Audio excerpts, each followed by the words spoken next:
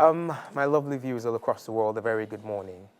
I just want to talk about this book, The 10 Dimensions of True Leadership. On the political segment, I heard them talk about free education. Of course, free education was a policy that was first introduced by the great Obafemi Awolowo, and it was taken up by Nnamdi Azikiwe in the east, and it was also taken up by Tafawa Balewa in the north. So leadership is very key in the aspects of good innovation and emulation of good innovation. So we have this lovely book, The 10 Dimensions of True Leadership. What is leadership? And I'm here with the author, Mr. Chijioke Stanley. Good morning, Mr. Stanley. Good morning. Thank you so much for having me on your show. I'm glad to be here to discuss this book with you. You're going to read us an excerpt, a little excerpt from page 68. So can you read us a little of your excerpt, sir? Yes, I will be glad to do so. Okay. Page 68. Yes. Okay? And the second paragraph will be okay. Yes, the second Second paragraph. and third. Yes. Okay. The power of the mind is fundamental to the success of transforming the lives of people. Every nation basically consists of people, and as such, the human resources are the most important resources in every nation. The transformation of human minds is what brings about transformation of attitudes and ultimately the transformation of a nation. A leader who seeks to achieve transformation should also ensure that positive steps are taken to bring into reality every promise made to improve the lives of people. This should reflect in the kind of results obtained. People will definitely get tired of your rhetoric as time progresses if your speeches do not correspond with the results of your transformation agenda. And until ideas are linked with efforts to achieve results, there will be no platform for charisma to express itself. Okay. Let me fast forward a little to the forward of the book. There was something you talked about leadership. You talked about meditation. Yes. So I was thinking to myself, what if we had a minister of power that spent 30 minutes every day meditating on how he could actually bring uninterrupted power supply to Nigeria is going to be achievable. Do you think so? Because you wrote that in the book, and I was getting some of the innovations, but what do you think about meditation and how good leaders can apply meditation to a strategy of being good leadership? Well, meditation is a good practice. It's an excellent practice. And basically, it's all about just getting your mind focused on a particular issue, a particular subject, okay? Giving it focused attention. In that way, you can achieve mental clarity and also emotional calmness, okay? Now, we have leaders in the past who have also used this platform or this strategy to achieve a lot, okay?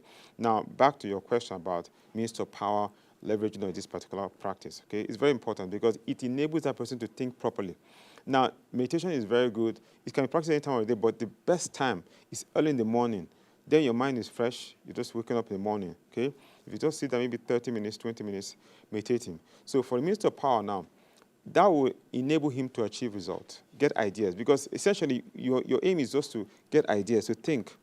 Because it is the ideas that you're able to obtain that you can be able to put to work, okay? And then, of course, achieve results. Because ideas connect with results when there's action. So you're able to get ideas, and then you can able to put it to action. And then you can, of course, attain the right result. So meditation is important because it enables you to think properly, get the right strategies, the right ideas you need, and of course, how to even to implement them, very important, okay? So thinking properly is very important because the world we live today is full of noise. Now, look at it, for example, as a minister, you're in a hurry to rush out in the morning, right? You have a lot of engagements in day schedules and all the appointments. So if you are so busy and you don't have time to think and reflect, you will not be able to really maximize the day and, of course, the things you want to achieve, okay? The world is filled with so much noise, distractions. And the best way to meditate is just find yourself in a quiet place. Be alone, okay? Devoid of noise, be it from friends, family, and so on, or even colleagues. Then you can be able to get the best out of that particular platform. Okay. And Yes, there's sir. another thing about leadership Yes. I noticed from your book. You also talked about learning from the mistakes of predecessors. Yes. For instance, okay, I couldn't help but putting myself in a governmental instance because I was like, okay, if we had a president that looked at the mistakes of other presidents and probably said, okay, what was the mistake of the Obasanjo administration, where did they get it wrong? Okay, you now come up and you say, what was the mistake of the Yar'Adua administration? Where did they get it wrong? Okay, what was the mistake of President Jonathan's administration? What was the mistakes of President Buhari's administration? And I think they're probably going to get it right. So do you think that probably learning from mistakes of the past is a potent tool in being a good leader? Absolutely, absolutely, because leadership is essentially meant to be progressive, okay?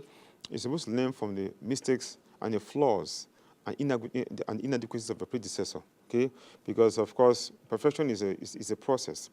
And someone said perfection is like a big picture, it's like a mirage. The more you tend towards it, the more you see that there's still more to achieve. Yes. Exactly. So you can't really attain perfection. You just keep working on yourself and working on the system until things keep getting better.